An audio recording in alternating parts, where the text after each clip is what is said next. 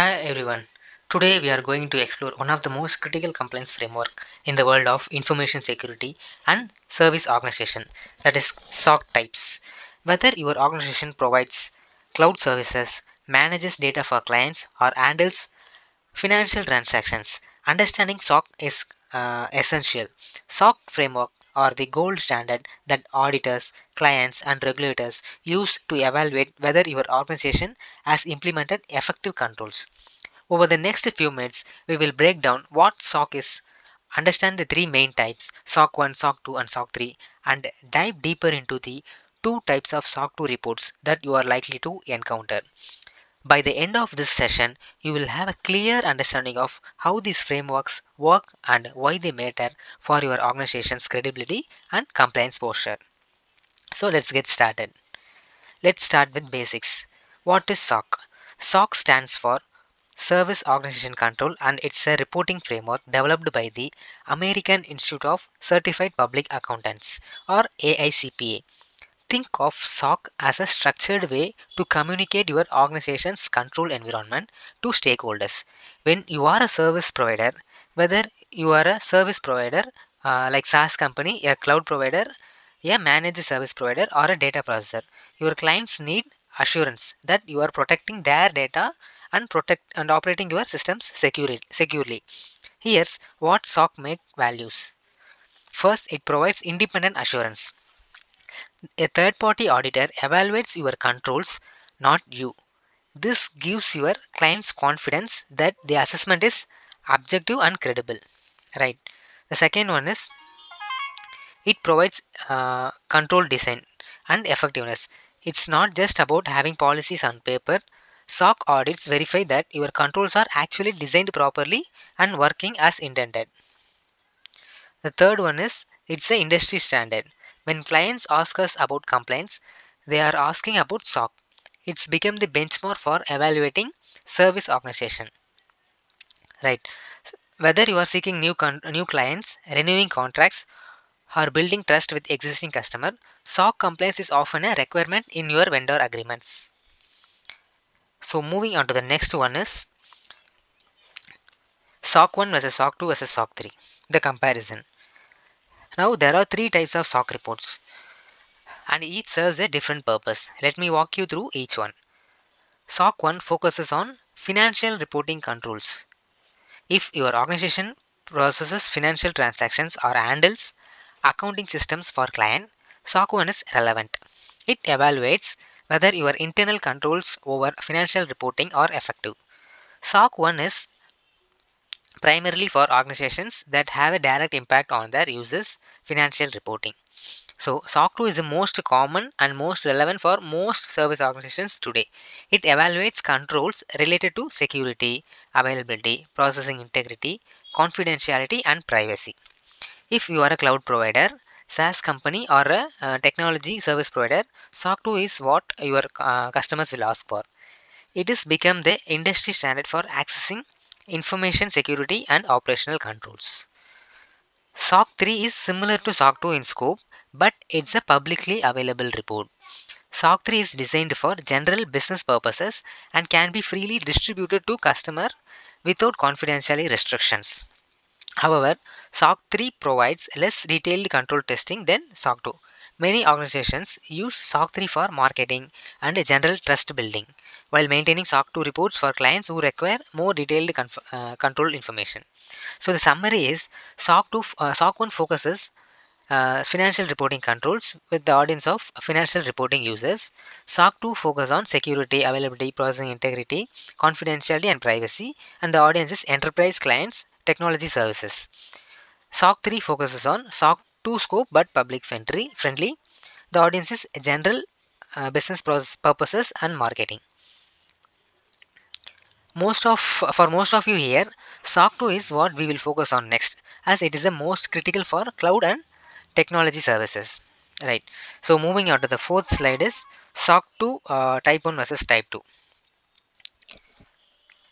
Now let's dive deeper into SOC 2 because there are two distinct types, type 1 and type 2. This is the crucial because they represent very different level of assurance.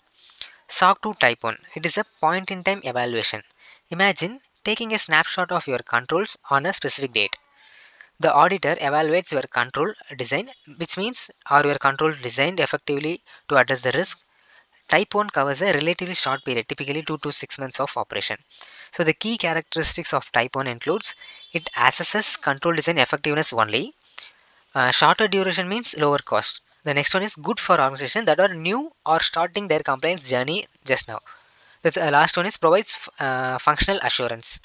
Whereas SOC 2 Type 2 on the other hand is an operating period evaluation. Instead of a snapshot, it is a movie.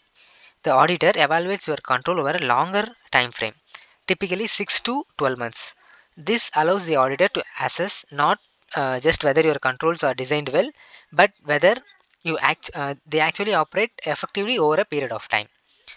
Now let us see the key characteristics of Type 2. Type 2 assesses both control design and operational effectiveness. The longer duration, which provides 6 to 12 months of SOC 2 Type 2, this provides more comprehensive evidence. And this is the higher cost but significantly higher assurance when compared to SOC 2 Type 1. And the second one is demonstrate sustained commitment to your controlled environment. The last one is this is what most enterprises client require the report from you. So the key insight is Type 1 is like the health checkup at one moment in time, where Type 2 is like a full year health monitoring program that shows you are consistently healthy. For most enterprise clients and regulated industries, Type 2 is a standard because it provides stronger evidence that your controls work consistently over time. So moving on to the next slide is SOC 2 trust service criteria, the 5 pillars of SOC 2. Finally, let's talk about what SOC 2 actually evaluates. SOC 2 is built on 5 trust service criteria, often called the 5 pillars of SOC 2. The first one is security. This is about protecting your systems and data from unauthorized access, use, or disclosure. Are your system secure? Do you have a proper access control, encryption, and monitoring in place? So these are the activities that the security will cover. Second one is availability. This availability mainly focuses on whether your systems are available when user need them. Do you have uptime standards? Can you recover from the outages? This criterion ensures that your service operates reliably. The third one is processing integrity, which means that transactions and data processings are accurate, timely, and authorized. When data flows through your system, is it being processed correctly? Are there controls to prevent unauthorized or incomplete transaction in your systems? So these are the things covered by the processing integrity. Fourth one is confidentiality. This protects sensitive information from unauthorized disclosure. Customer data, proprietary information, and personally identifiable information must remain confidential. This criterion ensures you are protecting what should be protected over a period of time. The fifth one is privacy. Privacy goes beyond confidentiality. It is about respecting how customer personal information is collected, used, retained, disclosed, and destroyed. It addresses compliance with privacy regulations and respects for individual privacy rights. So finally, not every organization addresses all 5 criteria. You select the criteria that are relevant to your business. For example, a cloud infrastructure provider might focus on security, availability, and processing integrity, whereas the healthcare platform might focus on security, confidentiality, and privacy. During a SOC 2 audit, auditor evaluates your controls across the applicable criteria and provides detailed findings on your effectiveness. So to wrap up, SOC is a industry standard for accessing service organizations. SOC 1 is for financial reporting, SOC 2 is for security and operational controls, and SOC 3 is the public version. The type 1 is a point in time assessment, while type 2 demonstrates sustained control effectiveness over 6 to 12 months. SOC 2 is built on 5 trust service criteria that addresses different aspects of your control environment. So understanding these framework is not just about compliance, it's about building trust with your customers, partners, and regulators. When you demonstrate SOC compliance, you are saying we take your security, your data, and your trust seriously. So with this, I'm completing today's session. Thank you all for your time. Any questions, kindly comment below.